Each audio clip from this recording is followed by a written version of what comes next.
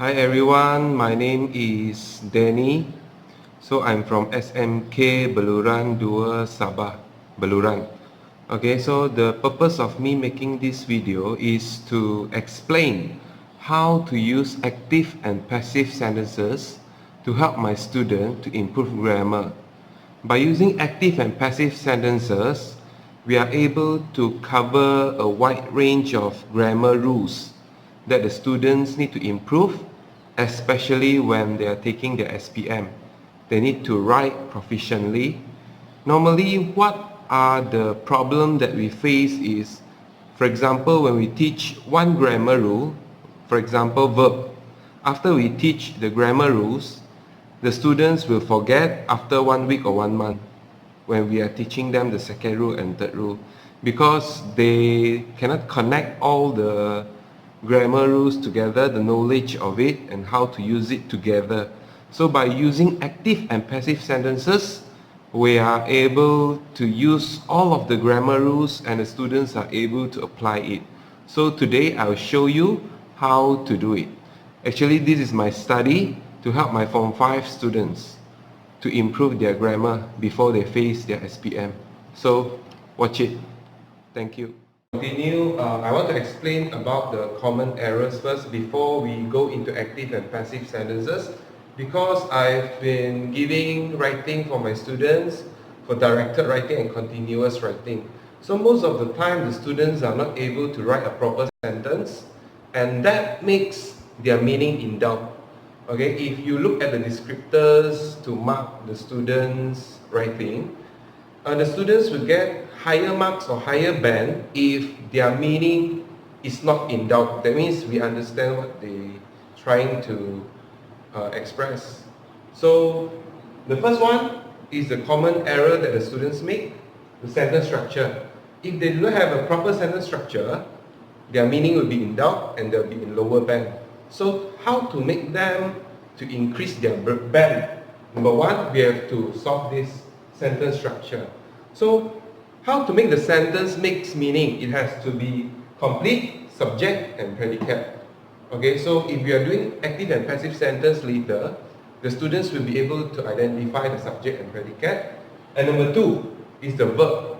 Whether the verb is base, past tense or participle. Okay, and number three is subject-verb agreement. What is subject-verb agreement? Subject-verb agreement means subject and verb must agree in numbers.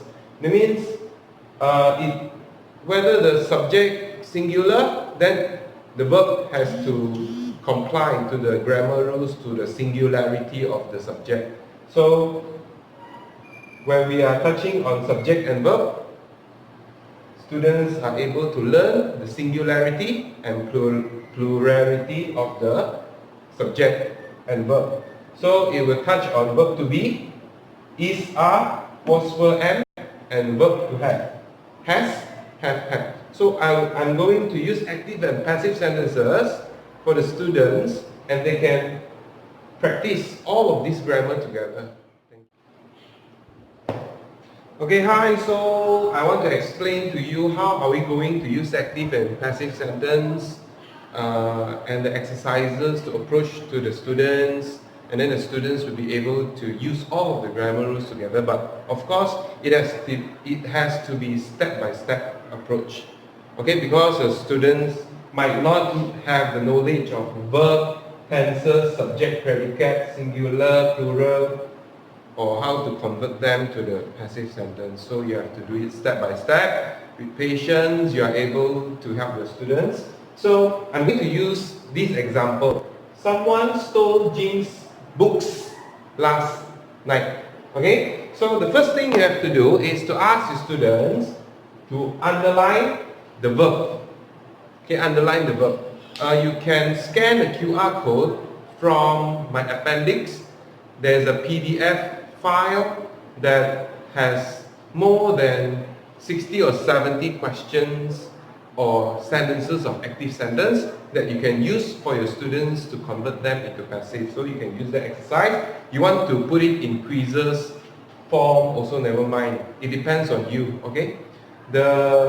I'm using whiteboard today for you to understand, but when you take all those exercises into your own classroom, please make it fun. Okay, apply the 21st century teaching using quizzes. You can send, you can use apps that you can find in Google Play to help your students, because nowadays I found out that if you are just using chalk to talk, our students are not interested, especially when we are dealing with proficiency in writing. So the first thing you have to do is to underline the verb. After you underline the verb, ask your students to write the base, past and participle. So it will be steal, stole, stolen. Okay? It has to be in 3 forms. It cannot be only 1 form, because the students have to identify the tenses later, and they have to use the participle to help them to convert into passive sentence. So after we underline the verb, steps number 2, you have to ask the students to identify the tenses of the sentence. Because if the active sentence is in past tense, when they convert to passive sentence, they have to use the same tenses. Okay? So when we look at stole, we ask the students. Stole, and this sentence will be in past tense. Okay? Most of the time, we don't need to give the answer to the students, because they can find a clue from here. Okay? So you can ask the students to look by themselves, and they'll identify by themselves. So we don't need to give the answers to our students. Most of the time, they are able to find it out by themselves. Okay? After that, we ask the students, step number 3, we ask the students to circle the subject. Okay, for information, all the subjects are in front of the verb. Okay, so you ask the students to find the subject in front of the verb, because it's an active sentence. Okay? After the subject, we ask the students to identify the predicate. Okay, the predicate will be all the words except the subject. So ask the students to put them in bracket, the predicate. And then when we go to the section of predicate, we can explain to the student that a proper sentence or simple sentence consists of subject and predicate. Subject without predicate doesn't give you meaning.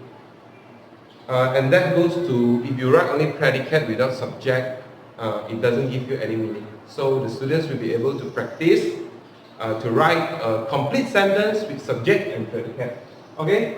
And then the next thing we have to do is to square the object. Okay, why do we have to square the object? Because it will be easier for the students to convert later. They saw it easier for them to convert from active to passive sentence. And then the next, for this object, the students have to identify whether the object is singular or plural. If the object is in singular, we don't ask them to write singular because it's too long. Okay? So we just ask the students to write 1 for the singular. But Jim's books, this is in plural form. So what we have to ask the students to do is to use symbol more than 1. Okay? So Jim's book will be in plural form, and then the next step is to help the students to convert active into passive sentence. Why we have to do this? This is preparation. Okay, before the students convert SVO into passive sentence, they need to have a certain knowledge. Okay, they need to know the grammar rules before they are able to convert it accurately. That's why for all of the questions in the exercise, students need to do all of these steps. When they are doing all these steps, it is actually a scaffolding process. They are learning what they do not know, and then they are learning it together. That means all of the grammar rules, they have to combine everything together. They have to identify one by one, so the discipline is there. By 1 week or 2 weeks, you are able to see that your students, they are aware of the grammar rules that you are going to teach them. Okay?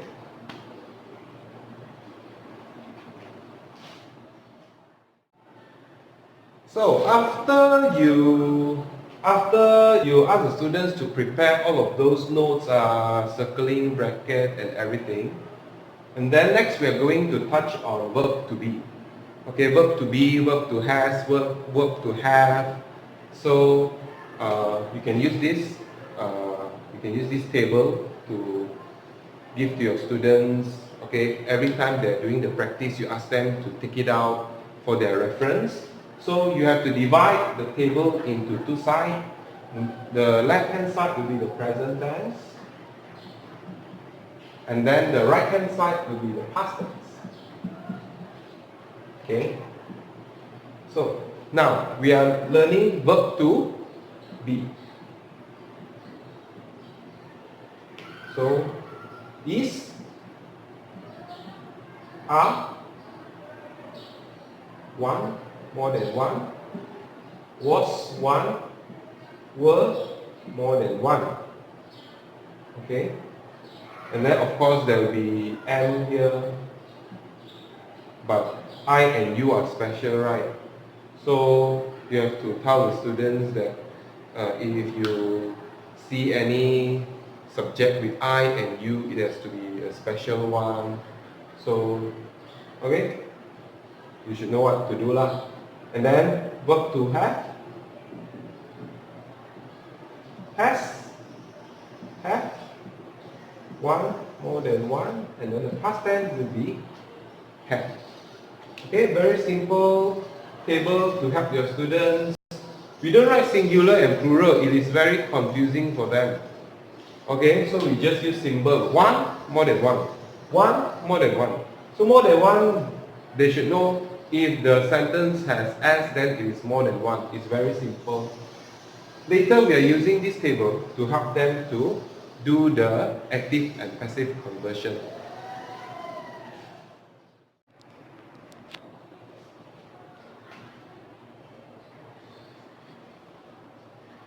Okay, so now we come to the conversion of active to passive sentences. The students have to remember SVO to OVS. So first, we need to write the object. The object will be Jim's books. Jim's books. Okay, because they square the object already, so they should know what are the objects. So Jim's books. Next, it will come with the verb. So what is the verb to be for the plural form? So the plural form is are, were, have, or had. So we have to look at the verb of the active sentence. So this will be in past tense. So when past tense, verb to be for more than one will be were. So by referring to the table that the students referred just now, they should know that they have to use the verb to be were. Okay, after were, we have to write the verb in participle. So by, followed by who? By the subject. Someone, last, night. Okay. When the students are converting the knowledge or the grammar rules they have learned and identified from active to passive sentences, they are applying the knowledge again. You see, they have to identify the singularity, plurality. They have to identify the tenses, past tense or present tense, complied to the subject. So this will be subject-verb agreement. Okay, after that, the students are able to learn the base word, the past, and the participle. In the same time, they are able to see the differences now. Past tense, participle in passive sentence, followed by, after that the subject, and then the last line. Okay?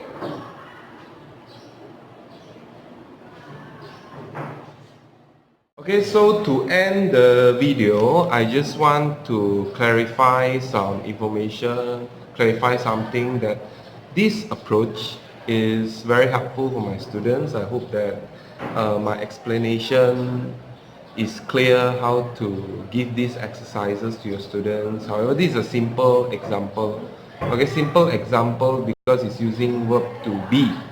Okay, after the students are able to do for verb to be, then you can add in verb to have, and then you can give them some future tense for them to do the exercise. So it is actually a long process, especially for my Form 5 students, because even when they reach until Form 4, they are not able to identify any grammar rules, and when they are stuck, they are writing, they write it messy, you see. So this exercise, if they are doing for one exercise, one questions, it is not so effective. However, can you imagine if the students scaffold these steps and process several times, repetitively, they are able to plant all the grammar rules inside their brain. Okay, especially when in exam hall, hopefully they are able to identify some of the grammar rules, they are able to write more proficiently. So this will help them because they are putting all the grammar rules together instead of learning them one by one. They are not able to connect all of the grammar rules together. Okay, so hopefully this video will help you to understand clearly how to use active and passive sentences to approach to your students. Of course, if you use chalk to talk, it will be very boring and technical. Please put it using quizzes, giving this exercise as a quiz form for your students, make it competitive in the classroom, teach several students, do it as a group work, so it will be more fun for your students. So that's it. Thank you.